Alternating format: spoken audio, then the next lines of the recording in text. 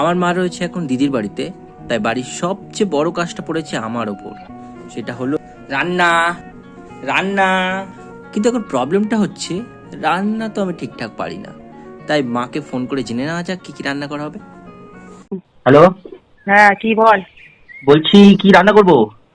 ও মাছের মাথাটা ফ্রিজে থেকে বের করে ভালো করে ধুয়ে ভালো করে নুন দিয়ে হলুদ দিয়ে ঝালের গুঁড়ো দিয়ে মাখিয়ে ভেজে নামিয়ে নে। আলুগুলো একটু সিদ্ধ করে নিয়ে পেঁয়াজ আদা রসুন পেঁয়াজ দিয়ে আদা রসুন দিয়ে টমেটো দিয়ে ভালো করে কষিয়ে নিয়ে আলু দিয়ে ভালো করে মাখা মাখা করে তরকারি করে নে। আর মাংসটা?